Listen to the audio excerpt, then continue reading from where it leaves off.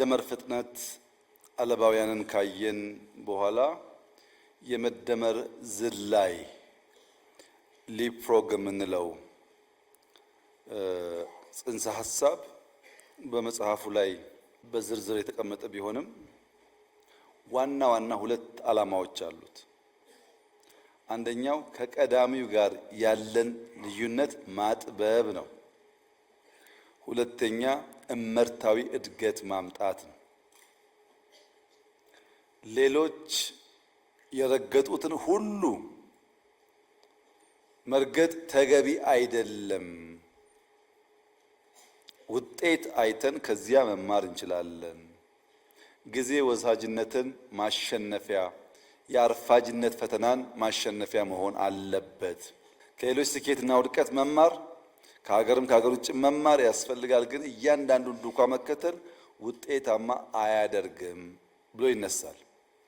ይህ መደመራዊ የዝላይ የሽግግር ሂደት አንደኛ ወደ ውጤት መቀየር፣ ወደ ሌላ መሻገር፣ ወደፊት መስፈንጠር በውስጡ ይዛል። ነባር አቅሞችን ወደ ውጤት መቀየር አሉ አቅሞች እዚህም እዚያም። አዳዲስ ዘርፎች መፍጠር፣ ወደዚያ መሻገር። በዘርፎች ውስጥም የሚፈጠር ሽግሽግን መከወን። አዳዲስ የመልማት አቅሞች ማውጣት፣ አዳዲስ የገበያ ዕድሎችን መፍጠር፣ ያለን አቅም ማዘመን፣ ወደ ዓለም መስፈንጠር፣ መዋቅራዊ ሽግግር ማረጋገጥ፣ ዕውቀት እንደ ምርት መጠቀም። ችግር፣ ፈተና ከውስጡ ሊፈለቀቅ የሚችል እድል ካለ ችግር ወደ እድል ወይም ወደ ኦፖርቹኒቲ መቀየር ነው። ለምሳሌ ኮሮና መጣ። አፍሪካ መሬት ላይ ይረፈረፋል፣ ያልቃል፣ ትጠፋላችሁ ተባለ። አናልቅም፣ ሟርት ነው። ይልቁንስ መሬት ጦም ማደር የለበትም፣ እየተጠነቀቅን እንሰራለን አል በኮሮና የስንዴ ሪቮሉሽን ፈጠር። በኮሮና በዓለም ላይ የኢትዮጵያ አየር መንገድ ነው ትርፋማ ሆኖ ራሱን አጀስት አድርጎ ያለፈው። ችግሮች አሉ፣ ግን ከዚያ ውስጥ ኦፖርቹኒቲን ፈልቆ ማውጣት፣ ከዚያ ውስጥ መልካም እድል ፈልቆ አውጥቶ መጠቀም መቻል ይኖርብናል ነው። ችግር ጠልፎ የሚጥለን ሳይሆን ገፍቶ የሚያስፈነጥረን መሆን አለበት። በችግር ትብታብ ታስረን እንዳንቀር ተስፈንጥረን ወደምንፈልገው ነገር እንድንደርስ በአንዳንድ ጉዳይ ዝላይ ያስፈልጋል። የዝላይ ትኩረት ግን ሰው ተኮር ትውልድ መር መሆን አለበት። ሰው ላይ ያነጣጠረ መሆን አለበት። ብዝሃ ዘርፍ ሀገር አቀፍ መሆን አለበት። በምክክር ተግባቦት ፖለቲካዊ እልባት በሚያመጣ መንገድ መሆን አለበት። ዕውቀት ሸማች ብልጽግናን አምራች መሆን አለበት። ቀደም ብዬ እንዳነሳሁት ዱካ መከተል ቀላል ቢሆንም ዳሩ ግን ከሚፈለገው ግብ አንጻር ባጠረ ጊዜ ለመድረስ አያስችልም።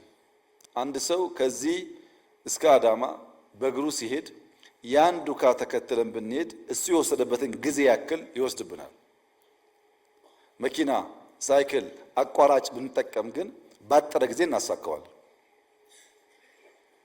የእድገት መሰላሉን ደረጃ በደረጃ ለመውጣት መሞከር ሀብትና ጉልበት ያባክናል። ያስፈልጋል መሰላል፣ ግን እያንዳንዱን የላዳር ቼን መርገጥ የለብንም።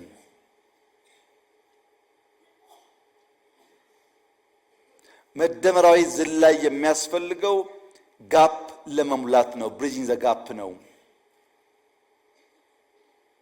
እመርታ ከቢግ ጃምፕ ውጪ ከሊፕፍሮግ ውጪ ሊመጣ አይችልም የሚል እሳቤ በውስጡ አለው።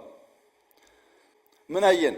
መነሻ አየን፣ ዘር ሐሳብ፣ መሻገሪያ አየን፣ ድልድይ።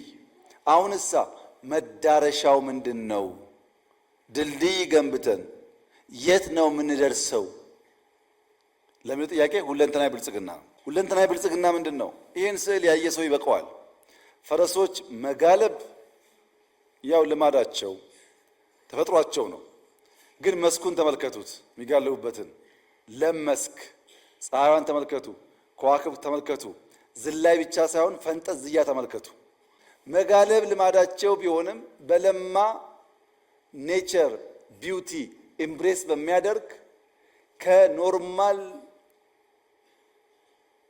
ግልቢያ ባሻገር ደስታ ያለበት አውድ ማለት ነው። ሁለንተናዊ ብልጽግና ማለት ገንዘብ ብቻ ሳይሆን ሁሉን ነገር በውስጡ ያሟላ ማለት ነው።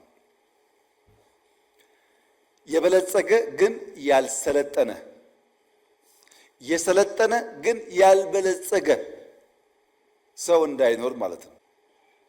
የሰለጠነ ግን ያልበለጸገ፣ የበለጸገ ግን ያልሰለጠነ ሚስማች ማጥበብ ማለት ነው። ሁሉን ነገር ያሟላ እንዲሆን ማድረግ። በአንድ ወቅት አንድ የውጭ ቀጣሪ አንድ በስራ ልምድ ያላቸው ሸምገል ያሉ ሰውዬ ይቀጥራል እና ሰውየው ዲቮትድ ናቸው። ጠዋት ኤርሊ ይገባሉ፣ ዘሆል ዴይ ስራ ይሰራሉ። ባህሪያቸው፣ ታዛዥነታቸው፣ ትህትናቸው ጥሩ ነው። ሰውየው ወዷቸዋል። ነገር ግን ወደ ሀገሩ ሲሄድ ኢሜል መጻፍ አይችሉም። ኮምፒውተር አያውቁም፣ ኢሜል አይጽፉም። ጥሩ ናቸው፣ ይሰራሉ፣ ግን ለሪፖርት አይመቹም። ኢሜል ስለማያውቁ ወጣት አወዳድሮ ይቀጥራል። እሳቸው ይሰራሉ፣ አንተ ደግሞ አግዛቸው ኢሜሉ ምናምን ብሎ ይቀጥረዋል። ይሄ ወጣቱ ልጅ ኢሜል 10 ደቂቃ ይፈጅበታል። እንግሊዝኛ ችግር የለበትም፣ ኮምፒውተር ችግር የለበትም። ጻፍ ካደረገ በኋላ ፌስቡክ ነው። እሳቸው ከውጭ ሲገቡ አይነሳም። ደሞዝ እየተከፈለው ታላቅ ሲመጣ የማይነሳ ስራ የማያከብር በስራ ሰዓት የግሉን ጨዋታ የሚጫወት እና ሰውየው ሲመጣ ሊግባቡ አልቻሉም። ሲጠይቃቸው ትህትና የለውም፣ ግብረ ገብነት የለውም፣ የስራ ኤቲክስ አያከብርም፣ ለታላቅ አይነሳም። 10 ደቂቃ ሰርቶ 10 ሰዓት ይቀልዳል፣ ቲክቶክ ያያል። ደሞዝ የሚከፈለውን በስራ አይተገብርም ይሉታል። ልጁስ ሰውየው በጣም ኋላ ቀር ናቸው። ቲክቶክ የሚያስቅ በጣም ፕራንክ ልኬላቸው አይስቁም እና ዝም ብሎ ሙድ የላቸውም። ስራ እየሰሩ መዝናናት አይችሉም። ካልቸር ዲፍረንስ ነው። እሳቸው የሚያስቡበት ቫልዩ አላቸው፣ እሱ የሚያስቡበት ቫልዩ አለ። ሁለንተናዊ ማለት ምንድን ነው? ትጋትና ዘመን የዋጀ ብቃት ደምሮ መያዝ ማለት ነው። ትጋትና ዘመን የዋጀ ብቃት ግን ካልቸር ደግሞ ያበላሸ መሆን የለበትም ማለት ነው። ግብረ ገብነት ያጠፋ መሆን የለበትም ማለት ነው። ሁለንተናዊ ብልጽግና ስንል ያንን በሙሉነት ማረጋገጥ ነው። አማዱስ ኢኮኖሚ ለሁሉም ከሁሉም በሁሉም ሲፈጸም ነው። ፖለቲካ አካታችና አሳታፊ ሲሆን፣ ማህበራዊ ትውልዳዊ ልማትን የተንተራሰና ያሰበ ሲሆን፣ አንድ ባንድ እንያቸው። ኢኮኖሚው መዋቅራዊና ሰው ወለድ ጭቆና ይወገድ ነው ያልነው። በእኛ ስርዓት ውስጥ ሲስተሚክ ጭቆና አይኖር። የሲቪክ ባህል መጎልበት አለበት። ክልሎች ኢምፓወር ይደረጉ። የነገዋን ሀገር ዛሬ እንስራ። እውቀት ቴክኖሎጂን ኢምብሬስ እናድርግ። እሳቤው ይሄ ነው። አሁን ተቃርኖዎች አሉ። ለመልማት ማ ከለከለህ? ኦሮሚያ እኮ በእርሻ በጣም ተሻሽሏል። ማን ከለከለህ እንዳታርስ? መሬት የለህም፣ ውሃ የለህም። አዲስ አበባ ኮሪደር እኮ ሪቨር ሳይድ ተአምር ነው። ማን ከለከለ? ሪቨር የለህም አንተ ጋር። ዩ ሃቭ ቱ አስክ ዩርሰልፍ ማን ከለከለ? ኢምፓወርድ ነህ። ክልል ላይ እንደፈለክ እንድትሰራ ኢምፓወርድ ነህ። በቀና መንገድ ተወዳድረን ያለን ለማውጣት ነው የምንሰራው። ግን ፖሊሲው፣ አሰራሩ፣ ስልጠናው አንድ ነው። ልምዱ አንድ ነው። ለምሳሌ ከተማ ላይ ሰምታችሁ ሊሆን ይችላል። የከተማ ሀሳቤ ሲነሳ በኢትዮጵያ ያሉ ከተሞች ከንቲቦች እኔ ቢሮ መጥተው ከተማ እንዴት እንደሚሰራ እንዴት እንደሚመራ ገለጻ አቅርቤላቸው አሳቢ ሰጥቻቸው ሄደው ከሆነ ጊዜ በኋላ አዲስ አበባ ደግሞ ስራ ሲጀምር ኮሪደር መጥተው ስንጀምር ጎብኝተው ከዛ ደግሞ የመጀመሪያው ኮሪደር ሲያልቅ ተጠርተው መጥተው እንዴት እንደተሰራ አይተው ነው ሄዱት።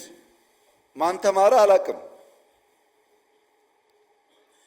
የምንጠብቀው ነገር ሁለንተናዊ ብልጽግና የምናስብ ከሆነ ለሁሉም ያስፈልጋል፣ ግን ከሁሉም ያስፈልጋል።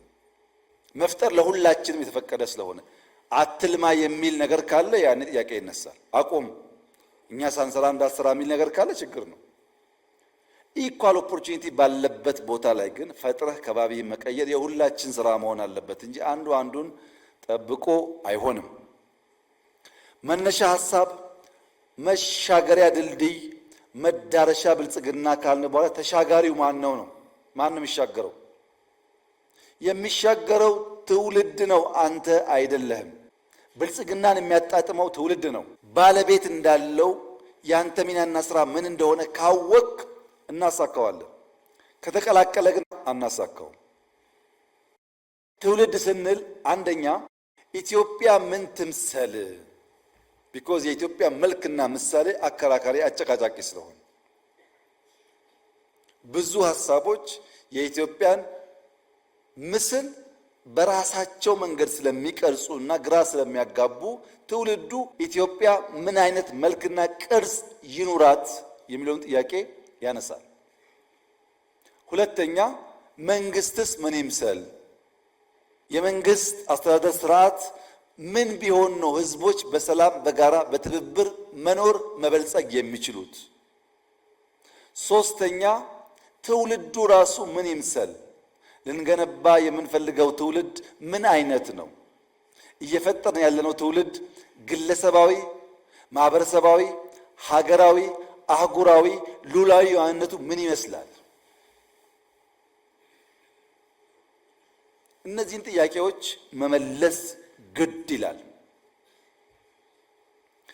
የመጀመሪያው እዚህ ባለን ሰዎች የተሟላ ግንዛቤ ሊያዝበት የሚገባው ነገር ኢትዮጵያ ህብረ ብሔራዊ አንድነት ያለባት ሀገር ካልሆነች በቀር ሰላማዊና ልማታዊ ጉዞ ማድረግ አይቻልም። ህብረ ብሔራዊ አንድነት ያለበት ሲባል አንደኛ አስተዳደሩ እውነተኛ ፌዴራሊዝም የሚተገብር መሆን አለበት። እያንዳንዱ ክልል በህግ በተሰጠው ስልጣን ለሰላም፣ ለልማት፣ ለብልጽግና ካለ ጣልቃ ገብነት የሚተጋ መሆን አለበት። ምን እስኪሆን? የኢትዮጵያን ኤግዚስተንስ ጥያቄ እስከሚያነሳ ድረስ። ሁለተኛ ቋንቋ ብዝሃ ልሳን የሚያስተናግድ መሆን አለበት። መልታይ ቋንቋ ተናጋሪዎች ባሉበት ሀገር ውስጥ እነዛን ኤምብሬስ ማድረግ ካልቻል በጋራ መቀጠል ያስቸግራል። ሁለት ሶስት ቋንቋ መልመድ ጠቀሜታውን ቅድም አንስቼላችኋል። ሶስተኛ ማንነቶች ብዝሃ ማንነት የሚያቅፍ መሆን አለበት። ስለዚህ ህብረ ብሔራዊነት ስንል አስተዳደሩ፣ ቋንቋው፣ ማንነቱ ኢንክሉሲቭ መሆን አለበት ነው። የወንድማማችነት እሴት ሲባልስ ሌላውን እንደራሱ የሚመለከት ብሔርና ሀገራዊ ብሔርተኝነትን ማስታረቅ የሚችል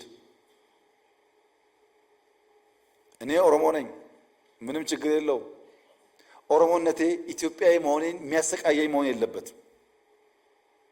እኔ ሰው ነኝ፣ እኔ አብይ ነኝ፣ እኔ ወንድ ነኝ። እነዚህ ማንነቶችን አስታርቄ መጓዝ የሚችል መሆን መቻል ይኖርብኛል። አንደኛው ገዝፎ ሌላውን በማኮስመን አብሮ መኖርን የሚያጠፋ እንዳይሆን መጠበቅ ያስፈልጋል።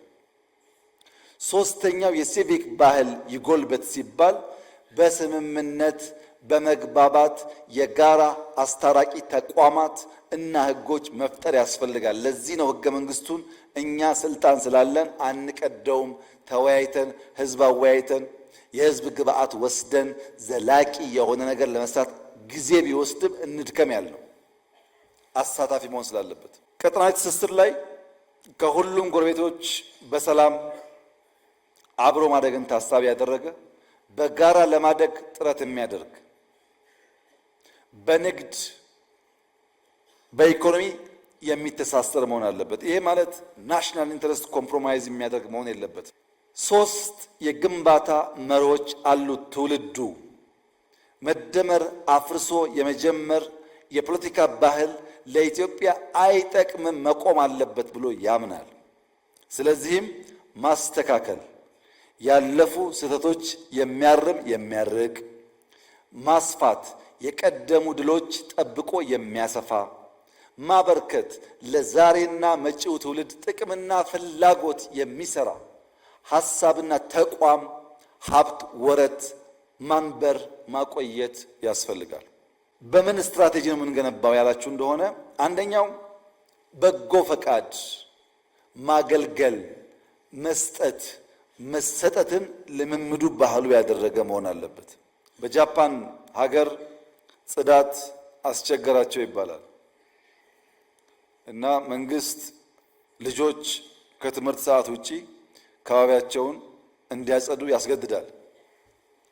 ልጆች ካጸዱ በኋላ እየተለመደ ሲሄድ ወላጆች ሶፍት ሲጥሉ ልጆች አንሺው አንሳው ይላሉ። because እነሱ ስለሚያጸዱት ጠባቂ ሆኑ። በዛ መንገድ ባህል ተፈጥሮ አሁን ጃፓን ቆሻሻም ማየት ብርቅ ነው፣ ጩኸትም ብርቅ ነው። እዛ እንደዚህ ውከት የለም። ሰው በሰላም ካመመው መተኛት ይችላል፣ ከደከመው ማረፍ ይችላል። እዚህ አይቻልም። ያን የሚቀይር ትውልድ ያስፈልጋል። ሁለተኛ ዲጂታል አርበኝነት። ዲጂታልን ኤምብሬስ ካላደረገ መጪው ዘመን መዋጀት አስቸጋሪ፣ አታካች፣ አደገኛ ስለሚሆን ቴክኖሎጂን ኤምብሬስ የሚያደርግ መሆን አለበት። 5 ሚሊዮን ኮደርስ ያልነው ለዛ ነው። 5 ሚሊዮን ኮድ የሚጽፉ ልጆች ካሉ ቴክኖሎጂ መሸከም ይችላሉ። ቢኮዝ ከ5% ያላነሰ ሰው ኮድ የሚጽፋለን ማለት ነው። አሁንም ኢንቨስት የምናደርገው 5 ሚሊዮን ኮደርስ ለነገው አስተማማኝ ፋውንዴሽን ይሆናል። ሶስተኛው የትምህርት ተሐድሶ ኦል ኢንተሊጀንስስ የሚያነቃቃ መሆን አለበት። እኛ እየመራ ያለን ሰዎች ከሁሉ በላይ ኢሞሽናል ኢንተሊጀንሳችን ያደገ መሆን አለበት። ሌላውን የማናቃቸውን ጉዳዮች ኤክስፐርቶች መጠቀም እንችላለን። ኢሞሽናል ኢንተሊጀንሱ ዊክ የሆነ ሰው ግን ችግር ነው፣ በጣም ችግር ነው። ለምሳሌ አንዳንድ ሰዎች ከሳይዛቸው በላይ ከስራቸው በላይ ያስጮሃሉ። በቴክስት ስራቸው አይጮሁም፣ እነሱ ያስጮሁታል። የላቁ የተሻሉ ለመሆን ያስተቃዩናል በቴክስት ግን ምን እያደረጉ ነው ስንል ቢሮአቸው አይጮሁም፣ አይናገርም ስራቸው። ይሄ የኢሞሽናል ኢንተሊጀንስ ችግር ነው። ሰው ሊያቅ ይችላል ያለሁበትን ነገሩ አለመገንዘብ ማለት ነው። ከሚሰሯቸው ሰዎች ጋር ሰላም የላቸውም፣ ሌላ ስራ ግን ይመኛሉ። ባሉበት ሰላም የለም፣ ኢንዱስትሪው ሰላም የለውም፣ ግን መንግስት አዳዲስ ስራዎች እንዲያመጣ ይጠብቃሉ። ሊኒየር የሆነ ኤክሰለንስ፣ ሊኒየር የሆነ እድገት በሌላው ነገር ዝቅ ያደርጋል ማለት ነው። በሆነ ጉዳይ በጣም ጎበዝ ሆነን በሆነ ጉዳይ ዜሮ ከሆነ ይጓተታሉ። ኢሞሽናል ኢንተሊጀንስ ላይ ሆሊስቲክ የሆነ ኢንተሊጀንስ ላይ ካላደገ በቀር በማትማቲክስ፣ በፊዚክስ፣ በኢንጂነሪንግ ብቻ መጎበዝ ሰውየው ሙሉ ያደርገው። ያ ደግሞ ማህበረሰብ አይገነባም፣ ተቋም አይገነባም ማለት ነው። የኛ ትምህርት ስርዓት ሁሉን ኢንተሊጀንስ የሚያነቃ የሚያነቃቃ መሆን አለበት። የባህል ኢንዱስትሪ፣ የባህል አብዮት፣ የሥራ ልምምድ፣ ትርፍ ሰዓት መስራት፣ በመንቀሳቀስ ውስጥ ያለ ልምምድ መፍጠር ያስፈልጋል ማለት ነው። ይሄ ማን ነው? ትውልዱ ላይ ይሄንን ስንሰራ ነው የሚሻገር የሚያነብር የሚያቆይ የሚያጸና ትውልድ የሚፈጠረው። መነሻል፣ መሻገሪያል፣ መድረሻል፣ ተሻጋሪያል። ማን ነው አሻጋሪው? አሻጋሪው የኃላፊነት መቀላቀል ካለበት የመሸከም ተግባር ተሰጥቶት እንድንሸከመው ከፈለገ ይዛባል ማለት ነው። የአንተ ስራ መሸከም ነው። ሰርቶ በላህ እዚህ ያለው ተሸክመህ ድልድይ ሰርተህ ትውልድ ሰርተህ ማሻገር ነው ያንተ ፋንታ። ኢንጆይ የሚያደርገው ያ የተሻገረው ትውልድ ነው።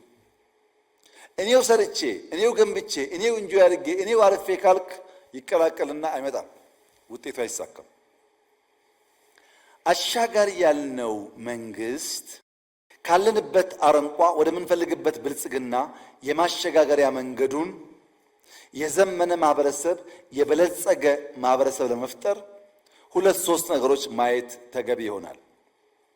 የሽግግር ተዋንያን ሚና በመደመር በግልጽ እንደተቀመጠው መንግስት፣ ገበያ፣ ማህበረሰብ ሁል ጊዜ ርዕዮተ ዓለሞች በእነዚህ ጉዳይ ይሽከረከራሉ።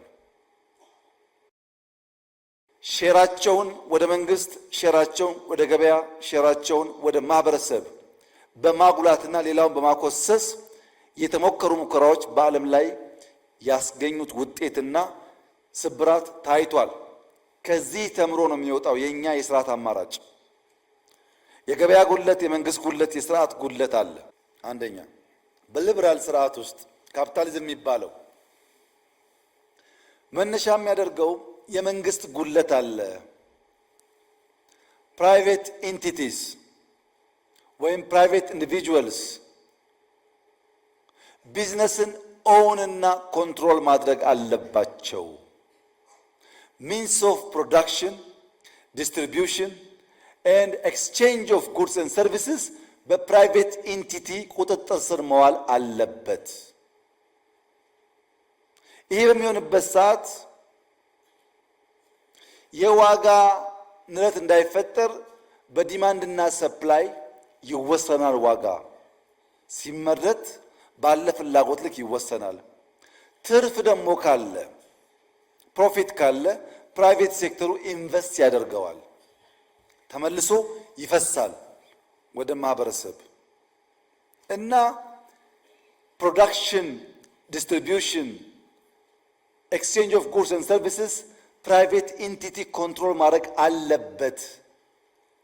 የግሉ ድርሻ መሆን አለበት። በውድድርና ትርፋማነት መርህ ብቻ ነው እድገት የሚረጋገጠው፣ አሊያ ፈጠራና ፍጥነት አይመጣም ይላል። የመንግስት ሚናስ ስትሉት የግሉን ንብረት ባለቤትነት፣ ፓተንት፣ ጥበቃ፣ ምቹ ሁኔታ መፍጠር፣ ሴኩሪቲ ማረጋገጥ በቂው ነው ይላል። እንደኛ ያሉ ሀገራት ቢግ ጥያቄ ያነሳሉ። ኢንፍራስትራክቸር ማን ይገንባ ብለው። ለምሳሌ ከጓንዙ እስከ ጅቡቲ ያለ አንድ ካርጎ ከቻይና እስከ ጅቡቲ ፖርት የሚደርስበት ዋጋና ከጅቡቲ ፖርት አሶሳ፣ ከጅቡቲ ጋምቤላ የሚደርስበት ዋጋ እኩል አይደለም። ከጅቡቲ ጋምቤላ በጣም ውድ ነው። ስንት ዓለም አቋርጦ የመጣው ካርጎ እኛ ጋር ከደረሰ በኋላ ከአንድ ጫፍ አንድ ጫፍ ለመሄድ ዋጋው በጣም ውድ ነው። ለምን? ኢንፍራስትራክቸር ውስንነት አለ። ባቡር የለም፣ ሃይዌይ የለም። ይህንን ጋፕ ማን ይገንባው? ማን ኢንቨስት ያድርግ?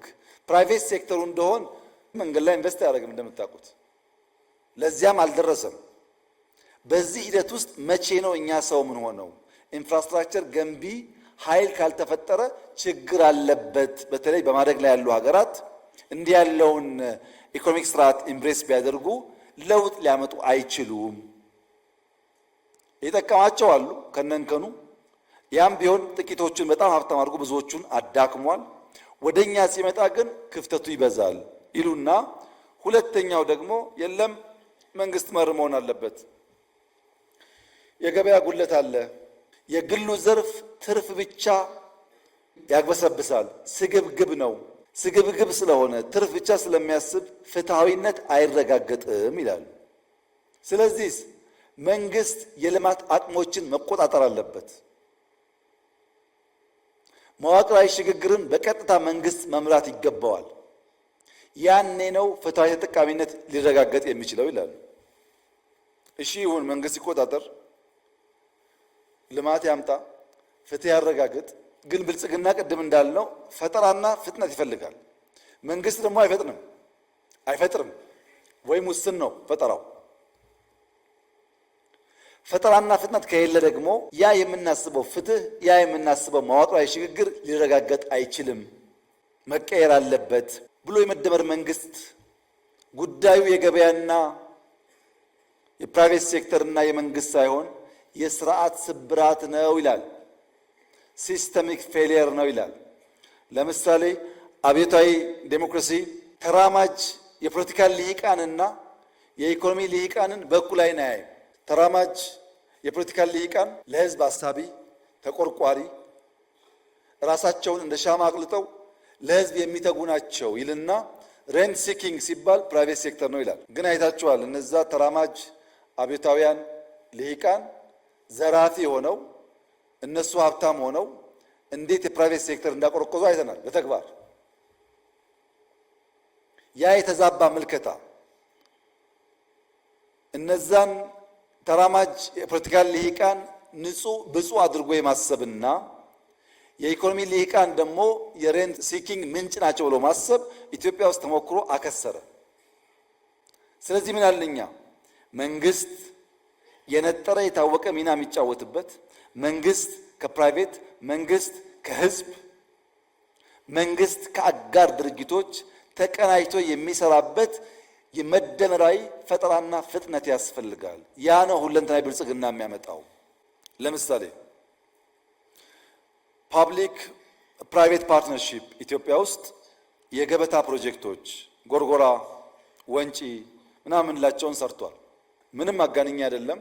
እስካሁን በዞርኩበት ዓለም ጎርጎራን የሚያክል ጥራትም ግዝፈትም ያለው ሪዞርት አይቻላል። ለምሳሌ ይሄን የማያምን ሰው ጎርጎራ ብቻ ነው መሄድ ያለበት፣ ከዛ ይገባዋል። ግን የሰራው ፓብሊክ ፕራይቬት ፓርትነርሺፕ ነው። ፕራይቬትም አይደለም ፓብሊክም አይደለም። ትብብሩ ያዋጣል ማለት ነው። ወንጪ ባለፉት 3 ወራት 3 ወር ብቻ 10,000 የሳውዲ ሰዎች ወንጪ ጎብኝተዋል። 10,000 ሳውዲ ብቻ። ቦታ የለም፣ አልጋዋ ትንሽ ናት፣ ድንኳን እያሰሩ ማለት ነው። ቢበዛ አስቡት ምን እንደሚያመጣ።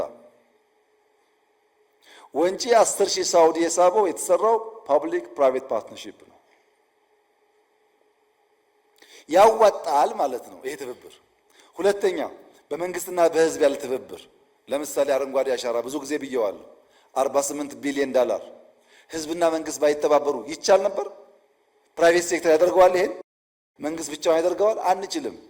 መንግስትና ህዝብ ለጋራ ዓላማ አብረው ሲቆሙ አሳኩት።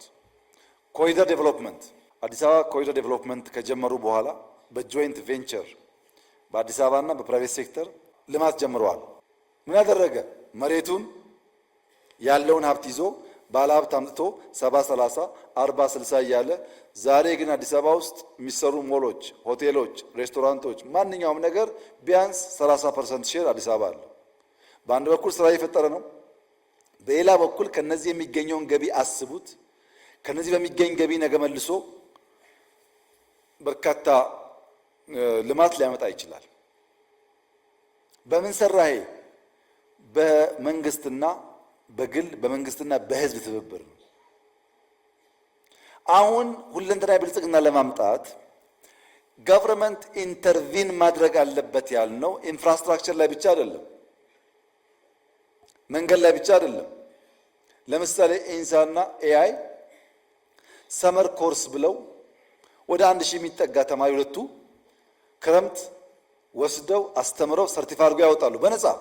አሁን ደግሞ ሁለቱም ስታርታፕ ቢልዲንግ አላቸው። ኤአይ ውስጥ የመንግስት ቢሮ አለ፣ ከጎኑ ደግሞ የስታርታፕ ቢሮ አለ። G+4 G+5 የሚሆን ትንሽዬ ህንፃ ገንብተው ኮምፒውተር፣ ወንበር፣ ኤቭሪቲንግ ዋይፋይ አዘጋጅተው ተማሪ አወዳድረው ከነ ሐሳቡ መጥቶ 3 ወር 4 ወር ተቀምጦ እነሱ ጋር 1 ብር ሳይከፍል ለቢሮ ለኢንተርኔት ሳይከፍል ፕሮጀክቱን እየሰራ ከፕራይቬት ሴክተር ጋር አያይዘውት ማሽሩም እያደረጉ እያባዙ ያወጡታል። መንግስት በራሱ ገንዘብ በራሱ ስፔስ በራሱ ጊዜ አዳጊ ትውልድን መልምሎ አስተምሮ አብቅቶ ከኢንዱስትሪ ጋር አስተሳስሮ ማውጣት መቻል ልክ መንገድ እንደመስራት ያለ ኢንተርቬንሽን ነው። እንዲህ ያለውን ሁለንተናዊ ብልጽግና ሊያረጋግጥ የሚችል መደመራዊ ፈጠራና ፍጥነት እናረጋግጥ ነው። የስታርታፕ ኮንሰፕት በጣም ከፍ ያለ ሀሳብ ነው። ቢሮ ሰርተህ ኮምፒውተር አዘጋጅተህ ጎበዝ ወጣት ታዳጊ አምጥተህ አሰልጥነህ ፕሮጀክት አሰርተህ ጋይድ አድርገህ ፕሮጀክቱን ደግሞ ማርኬት እንዲወስድ አገናኝተህ ከባለ ሀብት ጋር ስራ እንዲፈጥር አድርገህ መውለድ ብዙ በአፍሪካ ምድር የተለመደ ልምምድ አይደለም። እንዲህ ያለውን ነገር በመስራት ነው ሲስተሚክ ፌለር የምንሞላው እንጂ ሀብታሙን ሬንት ሲከር ነህ እያልን ሰጪ ነው እንጂ ተቀባዩን ብፁዕ እያደረግን ተቀባዩን ሳነካ ሰጪውን ደግሞ ሬንት ሲከር ብለን የምናመጣው ልማት የተሟላ ብልጽግናን አያረጋግጥም። በነገራችን ላይ እነዛ ተራማጅ ፖለቲካል ልሂቃን የተባሉ ሰዎች በጣም ሀብታሙ ኢንዲቪጁዋልስ ሀብታሞች ቢታዩ እነሱ ናቸው። በዱባይ በአዲስ አበባ በምናምን በጣም ሀብታሞች እነሱ ናቸው። የተዛባ ምልከታ ነበር። ውጤቱም የፈረሰ ነው፣ የከሰረ ነው። ከዚያ ወጥተን በእኛም በእነሱም ያለውን ሲስተሚክ ፌሊየር ለይተን በሲስተም በቴክኖሎጂ አግዘን ጋፕ እዚህም እዛም እንዳለ አምነን ብንሰራ ግን ልክ አዲስ አበባ እንዳደረገው within a few years 1.5 ትሪሊየን ጆይንት ቬንቸር ኢንቨስትመንት መሳብ እንችላለን ማለት ነው። እንዲህ ባለው መንገድ ነው የሽግግር ስርዓቱ የሚረጋገጠው። የመደመር ባህሪያትስ አንዱ የመደመር መንግስት ባህሪ ምናባዊ ጥልቀትና ከፍታ ነው። ስራን ጀምር ሲባል ይሄ ጉዳይማ አይሳካም፣ ሲሳካና ስናይ ደግሞ ማናግዞ ነው የሚለው ጥያቄ በብዙዎቻችን ጭንቅላት የሚመላለስበት ዋናው ምክንያት ሪሶርስን እንጂ ሶርስን ስለማናቅ ነው። የሶርስና የሪሶርስ ዝምድናን በትክክል ያልተረዳ ሰው የሚያገኘውን አንጡረ ሀብት፣ አንጡረ እውቀት፣ አንጡረ ጉልበት ደምሮ ፍሬ ሊያፈራ አይችልም። ሶርስ ማወቅ ያስፈልጋል። ሶርሱ ኔቸር ነው። ሪሶርስ ከዛ የሚቀዳ ነው። ሂውመን ሪሶርስ ሲባል የሂውመን ባለቤቱ ሶርሱ ኔቸር ነው። ማይኒንግ ሲባል ሶርሱ ኔቸር ነው። ማይኒንግ ከሶርስ የተቀዳ ሪሶርስ ነው። ብዙዎቻችን ሶርስን ሳናይ ሪሶርስ ከሪሶርስም የካፒታል ሪሶርስ ብቻ ስለምናይ ሌሎችን አናንቀንና ሳንሰን አሰናስለን የምናመጣውን ልማት ማሰብ አንችልም። ምናባዊ ጥልቀትና ከፍታ ያለበት ምክንያት መደመር አይዲያ ማለት ምን ማለት ነው? ስርወ ቃሉ የቃሉ መሰረት አይዲያ ማለት ቱሲ ማለት ነው። አይዲያ ማለት ማየት ማለት ነው። በኋላ አድጎ የተሰናሰለ ሐሳብ የሚለው ጥቂቷን ዘር ከማየት ተነስቶ የሚሰናሰል ሐሳብ ሆኖ ንድፍ ሆኖ የሚተላለፈው። ኢማጂኔሽን ማለት ምን ማለት ነው? ኢሜጅ ማለት እኮ ነው። ኢማጂን ማድረግ ኢሜጅ ከማድረግ ይመጣል። ከዚህ ቀደም በተደጋጋሚ እንዳሳሁላችሁ የሌፍት ማይንዳችንና የራይት ማይንዳችን ስራ ለየቅል ነው። የሌፍቱ ኑሜሪክ አናሊሲስ ሊንግስቲክ ነው። ማድመጥ፣ መረዳት፣ መናገር የሌፍት ብሬናችን አካል ነው። በኢሜጅ ማየት ግን የቀኙ ነው። ኢማጂኔሽን በቀኝ ጭንቅላት የሚሰራ ነው። ቀኙን አደንዝዞ ግራውን ብቻ መጠቀም ወይም ግራውን አደንዝዞ በቀኙ ብቻ ማየት ሙሉ ብልጽግና አያመጣም። መሰናሰል አለበት። ምናባዊ እይታ በጊዜና በቦታ ያልተገደበ ተሻጋሪ ምልከታ ሊኖረን ይገባል። ጊዜ ሳይገድበን፣ ቦታ ሳይገድበን አርቀን አጥልቀን ማየት መቻል አለብን።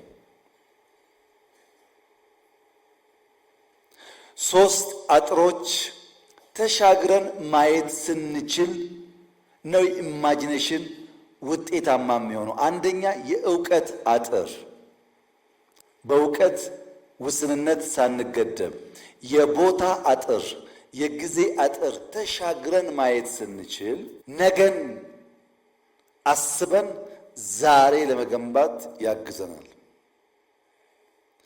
በጊዜ ክፍልፋይ ውስጥ ተጨባጩ ዛሬ ነው።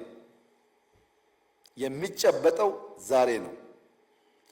ስለ ትናንትና ማወቅ ይቻላል፣ ማጥናት ይቻላል፣ መለወጥ ግን አይቻልም። ትናንትናንም በሙሉ ማወቅ አይቻልም። የተጻፈው ብቻ ነው ያለው። ብዙ የቀሩ ጉዳዮች ስላሉ እሱንም መቀበል እንጂ መለወጥ አይቻልም። ነገ ደግሞ የምንተልመው የምንሰራው የምናስበው ነው እንጂ በተሟላ መንገድ ዲፋይን የምናደርገው አይደለም። ነገ አንኖን ስለሆነ በጊዜ ሽርፍራፊ ውስጥ የሚጨበጥ የሚዳሰስ የኔና የናንተ የሆነው አሁንና ዛሬ ነው። እሱም መጠቀም ስንችል ነው የተሻለ ነገ ልጆቻችን ሊኖራቸው የሚችለው። የጥልቀት ከፍታ፣ የማስተናሰል ከፍታ፣ ከችግር ባሻገር የመሆን ከፍታ ያስፈልጋል ማለት ነው። ሁለተኛው የማድረግ ፍላጎትና አቅም ነው። እውነታውን የተረዳ ለእውነት የሚጎዳ አመራር ያስፈልጋል። በትጋት የሚሰራ በአርአያነት የሚመራ። ትጋት ከቦታ ቦታ ይለያያል፣ ምንም ጥርጥር የለውም። አንዳንዶች እንዳንበሳ የሚተጉ አሉ፣ ስለሰሩም ውጤት አይተናል። በዛው ልክ ደግሞ የማይተጉ አሉ። ጀምሮ የሚፈጽም አልሞ የሚጨብጥ መሆን አለበት ባህሪያቱ። እንደ መንግስት የመደመር መንግስት ካሉት ባህሪያት አንዱ በአራቱ አይ የሚነሳው የመጀመሪያው አይ ኢንትረስት ነው። ለብልጽግና ለማደግ ለመለወጥ ፍላጎት አለ ወይ? ሁለተኛ ፍላጎት የወለደው አይዲያ አለ ወይ? አይዲያውን ከግለሰብ ወደ ማህበረሰብ ከአንድ ሰው ወደ ተቋም የመለወጥ ኢንስቲቱሽናላይዝ የማድረግ ጅማሮና ስራዎች አሉ ወይ? ተቋም ኢምፕሊመንት ያደርጋል ወይ? ኢንትረስት፣ አይዲያ፣ ኢንስቲቱሽን፣ ኢምፕሊሜንቴሽን አራቱን አይ ሲሟላ ፍላጎትና አቅም ወደሚጨበጥ ነገር ይቀየራሉ ማለት ነው። ተስፋ ማጣት ፍላጎትን ይገለዋል። አቅም የቱንም ያህል ቢገዝፍ ፍላጎት ከሌለበት ትርጉም የለውም። ተስፋ በማድረግ ፍላጎት መጨመር፣ ፍላጎት በመጨመር የማድረግ አቅም ማሳደግ ያስፈልጋል። የተያያዙ ጉዳዮች ናቸው። ፍላጎት ለመኖር ለመዝለቅ ለመቀጠል ሁላ የሚያስፈልገን ነገር ነው።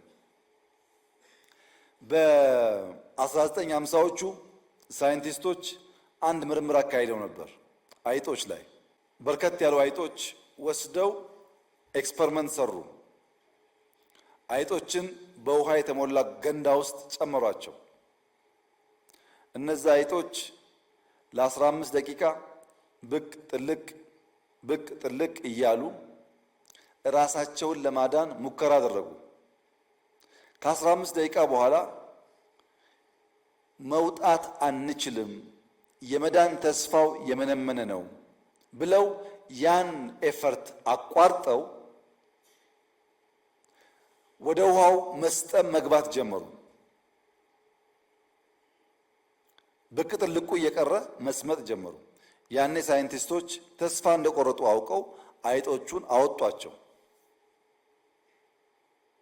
ከተወሰነ ጊዜ ቆይታ በኋላ ሁለተኛ ጊዜ በመሰል ገንዳ ውስጥ አስገቧቸው። እነዛ 15 ደቂቃ ሞክረው ተስፋ ቆርጠው የተው አይጦች በሁለተኛው ሙከራ 60 ሰዓታት እየወጡ እየገቡ ራሳቸውን ለማዳን ሙከራ አደረጉ። ስንት እጥፍ? 240 እጥፍ ቀድሞ ከነበረው ሙከራ ሞከሩ። ለምን? ባለፈው ሞክረው ስለዳኑ መዳን ይቻል ይሆናል ብለው ስላመኑ ከ15 ደቂቃ ወደ 60 ሰዓት አሳደጉት። ለምን? ተስፋ ስለያዙ። ይሄ ሳይንሳዊ ሙከራ ነው፣ ኤክስፐሪመንት ነው። ተስፋ ያለው ሰው፣ የሚሞክር ሰው፣ የሚተጋ ሰው፣ ነገን አርቆ የሚያይ ሰው የላቀ ውጤት ሊያመጣ ይቻለዋል። ያ ደግሞ እንዲሆን ተላማጅነትና ተለማጭነት ያስፈልጋል። አዳፕታቢሊቲ እና ፍሌክሲቢሊቲ ያስፈልጋል። ተመልከቷችን እስስት የምትባለው ማለት ነው። እዚህ ጋር የዚህኛውን ከለር ይዛለች፣ እዚህ ጋር የዚህኛውን ከለር ይዛለች። ራሷን አዳፕት አድርጋ ሰርቫይቭ ለማድረግ ከጥቃት ለመታደግ ሞክራለች። ይሄ የሚሰራባቸው ጊዜዎች አሉ። ፕራግማቲስት መሆን ያስፈልጋል። ፕሮግረሲቭ መሆንም ያስፈልጋል። ፕራዮሪታይዝ ማድረግም ያስፈልጋል። እዚህ ጋር ፕራግማቲክ ሆና አዳፕት ማድረጓ ጥሩ ቢሆንም አስፈላጊ በሚሆንበት ቦታ ደግሞ ፕሮግረሲቭ ሆና መዝለል ይጠበቅባታል። ይሄኛውን ደግሞ እንመልከት። የአሳው ጃር ይሄ ነው። ብዙ አሳ በትንሽ ጃር ውስጥ በትንሽ ውሃ ውስጥ አሉ። ይሄኛው አሳ ግን ወሰነ። ከፊት ለፊቴ ይሄን የሚያክል ጃርና ውሃ እያለ ዝም ብዬ አልቀመጥም ብሎ ከዚህ ዘሎ ለመግባት ሞከረ። ይሄ ሙከራ አደጋ አለው። ሞት፣ አለመከናወን፣ አለመሳካት ሊያስከትል ይችላል። እብድ ያስብላል። ጊዜያዊ ህመም ሊያስከትል ይችላል። ዘላቂውን ግብ አተኩሮ የማይነሳ ማንኛውም ሰው ሹክሹክታውን፣ ወሬውን፣ ሐሜቱን ከሰማ የሰላ ትጋት የማያደርግ ከሆነ በጩኸት የሚሸበር ከሆነ ይሄን አይሞክርም። ይሄ ሪስክ አለው። አልፎ አልፎ አዳፕታቢሊቲ ብቻ ሳይሆን ፕሮግረሲቭ መሆንም ያስፈልጋል። ሊፕ ማድረግ ያስፈልጋል። ይሄ አይነት ሙከራ ግን ሪስክ አልባ፣ ውድቀት አልባ፣ ጩኸት አልባ መሆን አይችልም። ከተለመደው ልምምድ ባሻገር ስለሆነ ጩኸቶች ይኖራሉ። ያን ለመሻገር የፈቀደ መሆን አለበት። የሽግግር ትስስር በመደመር መንግስት ውስጥ ሶስት ጉዳዮች ላይ ያጠነጥናል። አንደኛው መንደርደሪያ፣ ሁለተኛው መሻገሪያ፣ ሶስተኛው መስፈንጠሪያ ነው።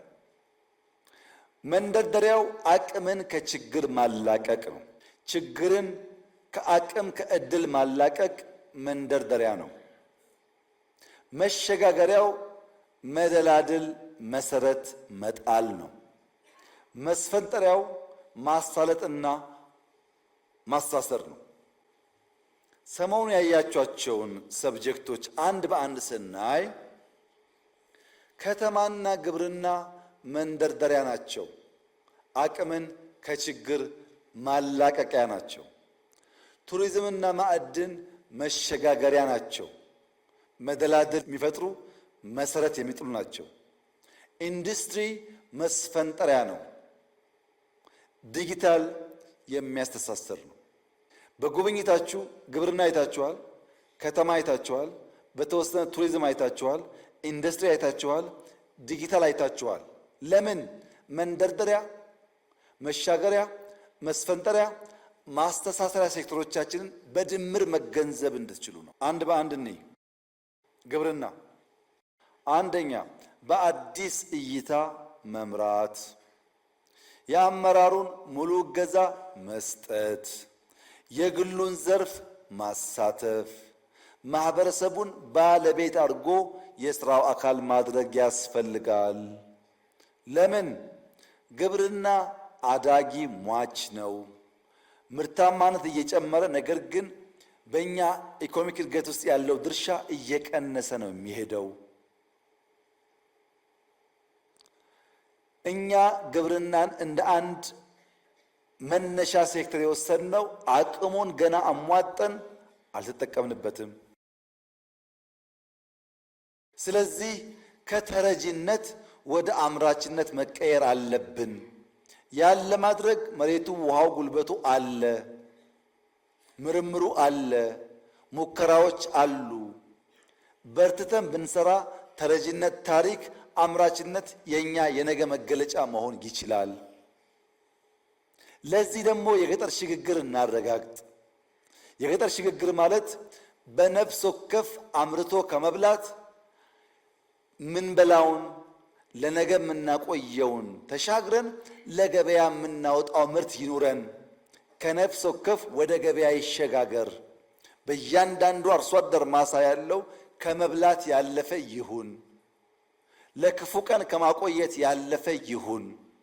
ለገበያ የምናውለውን ያክል እናምርት። ያ እንድናደርግ ምርጥ ዘር እንጠቀም፣ ማዳበሪያ እንጠቀም፣ ኤክስቴንሽን ሙያተኛ እንጠቀም፣ ኩታ ገጠም እናድርግ፣ ማሽን እንጠቀም።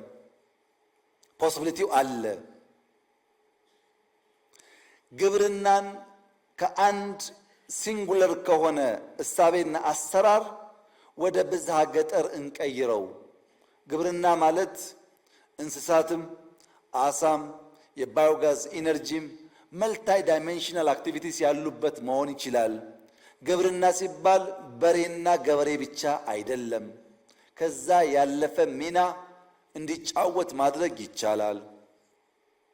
የአኗኗር ዘያችንስ ከመበተን ወደ መሰብሰብ፣ ከጭቃ ወደ ጡብ መሸጋገር አለበት። እንጨት ማገዶ ከመጠቀም ባዮጋዝ ወደ መጠቀም ማደግ አለበት። የአርሶ አደሩ አርሶ የማምረት ሂደት አይበገሬ መሆን አለበት። በክላይሜት ምክንያት የሚቆም መሆን የለበትም። እና ምን እናርግ? የጀመርነውን እናባዛ። አዳዲስ በየአካባቢያችን እንፍጠር፣ እንጀምር። በአርሶ አደሩ አርብቶ አደሩ ኑሮ ይገለጥ ለውጡ። አርሶ አደር ቡና ሽጦ ሀብታም ከሆነ አርብቶ አደር ወተት ሽጦ የተሻለ ኑሮ ካለው ላይፉን በመቀየር እናረጋግጠው።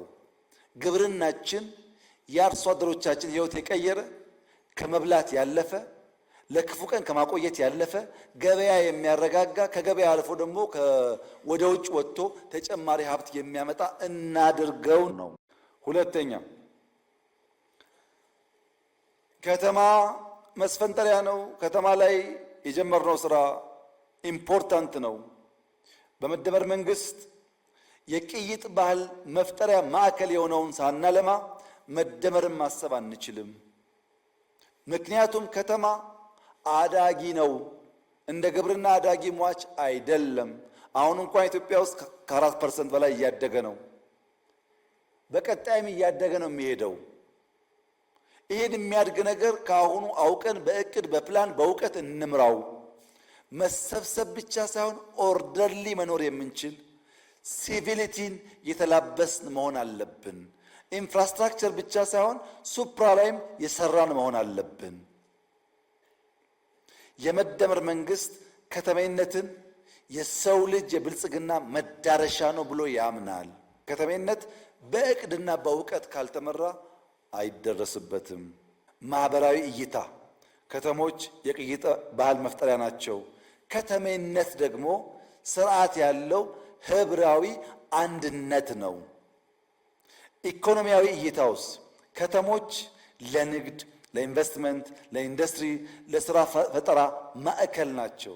ፖለቲካዊ እይታውስ የዳበረ የፖለቲካ ስርዓት መፍለቅ የሚቻለው ከተሞች ውስጥ ነው። የሲቪክ ባህል መሰረት የውይይት የንግግር ባህል የሚገነባው ከተማ ውስጥ ነው። በእነዚህ ምክንያት ከተማና ከተሜነት በእውቀት መመራት አለበት እንጂ በከተማ መሃል ሽንት ቤት እንዲያልፍ ማድረግ፣ ከተማን ማቆሸሽ፣ ከዚያ በሽታ መውለድ ተገቢ አይደለም። ውሃችን ንጹህ ሆኖ ለጓሮ እርሻ መሆን ሲገባው አጠገቡ መቆም መኖር የማያስችል ሽታ እንዲፈጥር መፍቀድ ከተማና ከተሜነትን በወግና በቅጥ ካለ መምራት የሚፈጠር ችግር ነው። ለዚህም በአዲስ ራዕይና አስተሳሰብ እንምራ። ከግብአት እስከ ገበያ በፈጠራ ማገዝ አለብን። የግሉ ዘርፍ ተሳትፎን ማሳደግ አለብን። ማህበረሰብ ማስተባበር፣ ማሰራት፣ ማንቃት፣ ማስጠበቅ አለብን። ትውልዱን መታደግ አለብን። ከጫት ቤት መናጠቅ አለብን። ከሽሻ መናጠቅ አለብን። ፓርክ ስንሰራ፣ ስታዲየም ስንሰራ፣ ወክዌይ ስንሰራ ለዜጎቻችን ዛሬ ሳይሆን በስተርጅና የተሻለ ጤና እንዲኖራቸው ያስችላል። ከተሜነት ክሪቲካል ነገር ነው። በእውቀት እንምራው፣ በቅርበት እንምራው፣ እየኖርንበት እንምራው። ያን ስናደርግ ብልጽግናን እናረጋግጣለን። ሲንጋፖር እንደ ፒያሳ ነበረች። ወሰኑ፣ ጨከኑ፣ ቆፈሩ፣ ጎተቱ፣ ሰሩ፣ ተከሉ። አሁን በዓለም ቤስት የሚባል ሲቲ፣ ንጹህ ሲቲ ፈጠሩ። እኛ ምን እንችላለን? እንስራ ነው። ቱሪዝምን ከቅርስነት ወደ ቁርስነት እንቀይረው ነው። ቅርሱ አለ፣ ግን ቁርስ መሆን አልቻለም። ትላልቅ ቅርስ ይዘን ወደ ቁርስ መቀየር ባለመቻላችን የገንዘብ ምንጭ መሆን የሚችሉ ቅርሶች መጠገን እንኳን ወደማንችልበት ደረጃ ወርደዋል። የኛ ቅርሶች ወደ ቁርስ ይቀየሩ። ወደ ቁርስ ለመቀየር ደግሞ ዘመኑን እንገንዘበው።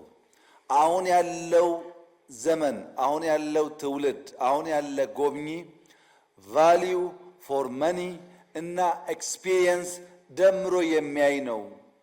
ቅርስ ብቻ ስላለህ መጥቶ አያይህም። ለሚያወጣው ወጪ የሚመጣጠን ሰርቪስ፣ የሚመጣጠን ኢንቫይሮንመንት፣ የሚመጣጠን ሰላም መኖሩን ማረጋገጥ ይፈልጋል። ቢኮዝ አሁን ያለው እንደ ድሮ በጀልባ አገር አቋርጦ የሚጓዝ ሰው አይደለም። አትራክሽንስ አሉን፣ ግን ዴስቲኔሽን የለንም። አትራክሽንና ዴስቲኔሽን አዋህደን እንስራ። ማረፊያው በሌለበት አትራክሽን ስላለ ብቻ በበቂ ደረጃ ሰው አይመጣም። እንዳልኳችሁ ባለፉት 3 ወራት 10,000 የሳውዲ ዜጎች ወንጪን የጎበኙት አትራክሽኑ ብቻውን ባለበት ሰዓት አልመጡም። ዴስቲኔሽን ስለሰራን ጭምር ነው። ሁለቱ ተደምሮ መሆን አለበት። ማርኬትም ታርጌት እናድርግ። ሁሉንም ማሰብ አንችልም። ለኛ ኮስት፣ ለኛ ባህሪ፣ ለኛ ዌዘር የሚመጥነውን ሰው ለይተን እናምጣ። ለወንጪ የሚመች ቱሪስት አለ፣ ለአርባ ምንጭ የሚመች ቱሪስት አለ፣ ለጅጅጋ የሚመች ቱሪስት አለ፣ ለሐረር የሚመች ቱሪስት አለ። ያን ለይተን ለዚያ ቱሪስት እንስራ።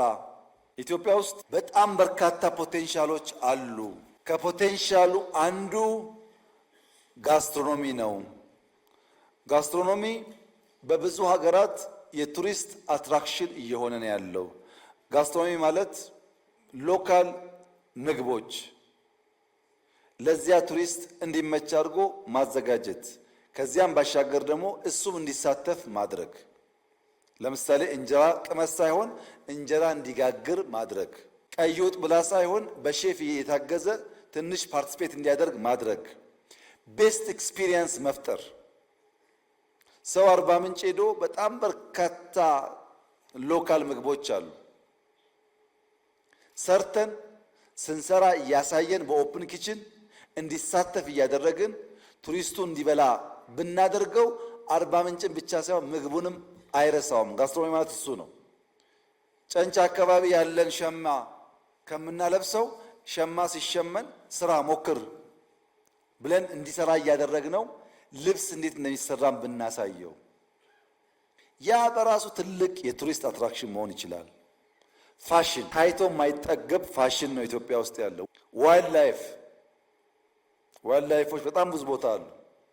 አጥረን ብንጠብቃቸው በጣም ብዙ መጠበቅ የሚችሉ ቱሪስት መሳብ የሚችሉ አሉ። አልጠበቅናቸውም። አድቬንቸርስ አሉ፣ ሩጫ አለን፣ የሃይማኖት በዓላት አሉ። አሁን ለምሳሌ መስቀልን ብትወስዱ መስቀል አደባባይ የሚደረገው የመስቀል ፕሮግራም ብዙ ሀገር እኮ እንደዛ የለም። በጣም የሚያጓጓ ነገር ነው። እስላም፣ ክርስቲያን፣ አማኝ፣ አላማኝ ሁሉም ሰው ቢያየው ዘሆል ስርዓቱ በጣም የሚስብ ነው። ሌላውም የኛ በዓሎች በዛ መንገድ ለቱሪስት መስህብ እንዲሆኑ ማድረግ ይቻላል። ነገር ግን ለቱሪስት ሳቢ ለማድረግ ለሁሉ ነገር ስቶሪ ያስፈልጋል። የኛ ነገር ደረቅ ነው። መሳጭ ሳቢ ታሪክ የለውም። በሚድ 17 ሴንቸሪ አንድ ንጉስ ነበር በህንድ ሀገር ውስጥ ሻሃ ጃሃን ይባላል። የሻሃ ጃሃን የሚባል ንጉስ ሚስቱ በወሊድ ምክንያት ሙምታዝ መሃል የምትባል ሚስቱ ትሞታለች ስትወልድ። ለሙምታዝ መሃል ህልፈት መታሰቢያ እንዲሆን መቃብሯን 22 ዓመት የፈጀ ስራ ይሰራል። ይሄ ኪንግ የእሷ መቃብር 22 ዓመት የፈጀው መታሰቢያዋ ማለት ነው። ያው እንደ ሐውልት አስቡት። አሁን በህንድ ሀገር ውስጥ ታጅ መሃል የሚባል ቦታ ሰዎች በሰልፍ የሚጎበኙት የአንድ ንጉስ ባልተቤት በወሊድ ምክንያት አርፋ ለሷ የተሰራ መታሰቢያ መቃብር ቦታ ሰው ተሰልፎ ያያል። አንተ ግን ላሊበላን የሚያክል ሶፍ ዑመርን የሚያክል ምናምን ተሸክመህ ስቶሪ መፍጠር ስለማትችል ለአትራክሽን ዴስቲኔሽን ስለማትሰራ የማየት የማሳየት ልምምድ ስለሌለህ ስንት የሚንጋጋበት ቦታ መግቢያ መውጫ የሌለው በሌሊት ወፍ የታጀበ ሽታው የማያስገባ የተጣለ ሆኖ እኔና እናንተ የህንዱን በማድነቅ መከራችን እናያለን። ስቶሪ በጣም ኢምፖርታንት ነው። መጀመሪያ ካፓቢሊቲስ ያሉንን ካፓቢሊቲስ አይደንቲፋይ እናድርግ። ብዙ ነገር ነው ያለው፣ እንወቅ። አንድ አይነት መሆን የለበትም። በየአካባቢ ያለውን ጸጋ ለይተን እንወቅ። ከዛስ ኮንሰርቭ እናርግ፣ ኮንቨርት እናርግ። ያወቅነውን እንጠብቅ። ወደሚታይ ወደሚጨበጥ ወደሚጎበኝ ነገር እንቀይረው። ጉብኝቱ ደግሞ እንዲያርግ ኮመርሻላይዝ እናድርግ። ይሄ የቱሪዝም ሚኒስቴር አይሰራውም፣ ጠቅላይ ሚኒስትር አይሰራውም፣ የክልል ፕሬዝዳንት አይሰራውም። እንደ ማህበረሰብ በጋራ ታሪካችን፣ ቅርሳችን፣ ቦታችን የማድነቅ የማወደስ የማክበር እና የማሳወቅ ስራ እንስራ። የሁላችን ስራ መሆን አለበት። ኮሌክቲቭሊ የሀገር ሀብት መሆኑን አምነን በሃሽታግ ፕሮሞት ብናደርገው ከፍተኛ ሀብት ሊያመጣልን ይችላል። ለምሳሌ በዚህ ዘመን ሃሽታግ ብናደርግ ሃሽታግ አክሱም፣ ሃሽታግ ሰሜን ማውንቴን፣ ሃሽታግ ባሌ ብንል ስንት ዓለም መድረስ ይችላል። ሌላው ማዕድን ከፍተኛ ጠቀሜታ አለው። ኢትዮጵያ ውስጥ እንደ እርግማን ይቆጠር ነበረ። እንደ እርግማን የሚያስበውን እሳቤ ብሬክ አድርገነዋል። የለም አሁን እርግማን አይደለም። ነገር ግን ከፍተኛ የውጭ ምንዛሪ አምጥቶ ለመስፈንጠር ሊያግዘን ይችላል። ምን ከሆነ የማዕድን ሪሶርስ the resource is the property of the citizen ይባላል። ፕሮፐርቲው የማህበረሰቡ ነው። ማዕድን የሲቲዝኑ ሀብት ነው። ነገር ግን ማኔጅመንት ኦፍ ዘ ሪሶርስ ኢዝ ዘ ሪስፖንሲቢሊቲ ኦፍ ዘ ገቨርንመንት ነው። ማዕድን የዜጎች ሀብት ነው። የሚያስተዳድረው ግን መንግስት ነው። ለምን? ማዕድን ዩኒቨርሳል አይደለም። ውስን አላቂ አንድም ማህበረሰብ የሚያስፈነጥር ስለሆነ የህዝብ ሀብት ነው። የሚያስተዳድረው መንግስት ነው። የሚያነቃቃው ግን ሁለንተናዊ የኢኮኖሚክ እድገትን ማረጋገጥ ነው። ለምሳሌ ጋዝ ለኢንዱስትሪ ፊውል ነው። ማንኛውም ኢንዱስትሪ እንደ ፊውል ይጠቀመዋል ጋዝን። ለሶይል ምግብ ነው፣ ማዳበሪያ ነው። ሶይልን አፈርን በጋዝ አማካኝነት ካልመገብከው ሶይል አንተን አይመግብህም።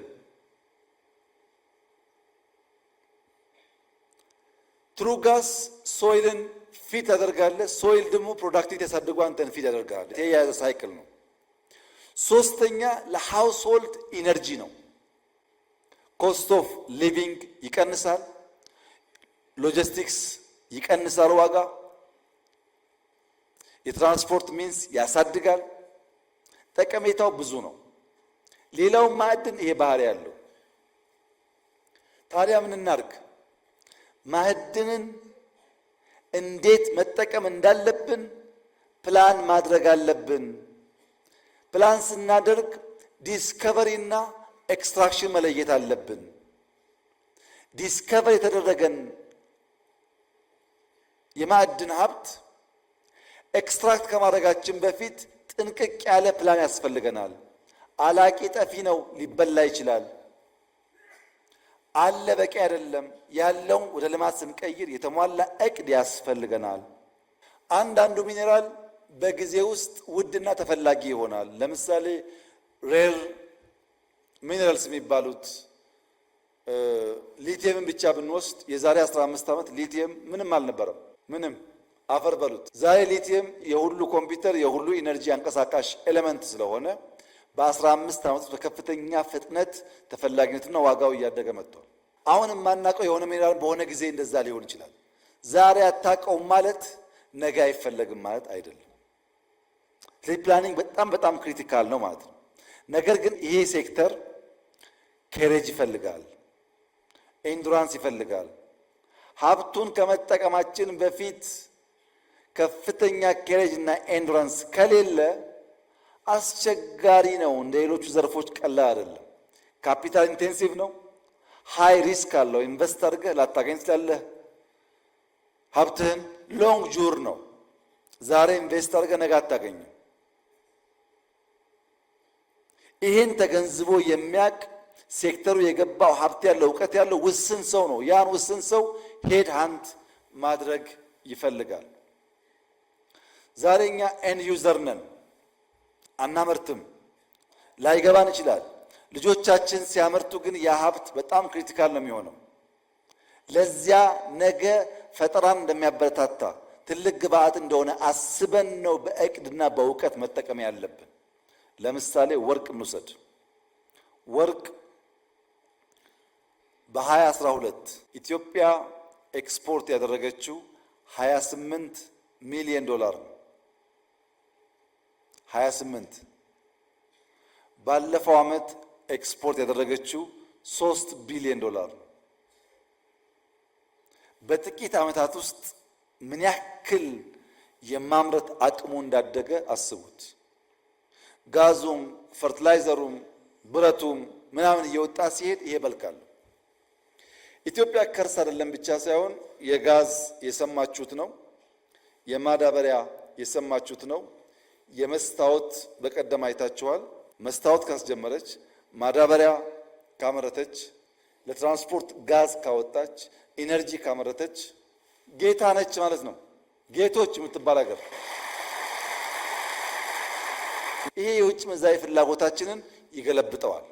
ስለዚህ ማይኒንግ በእቅድና በእውቀት መመራት አለበት። ክልሎች እና የማይኒንግ ሚኒስትሪ ጥንቃቄ ማድረግ ያለባችሁ ላይሰንስ ስትሰጡ ነው። አቅም ያላቸውን ለይተን አጥንተን፣ እንዲያ ካልሆነ ጥፋት ስለሚያስከትል ሚኒስትሪውም ክልሎችም ጥንቃቄ ያድርጉ። ትልቅ ሀብት ነው፣ እንጠቀምበት።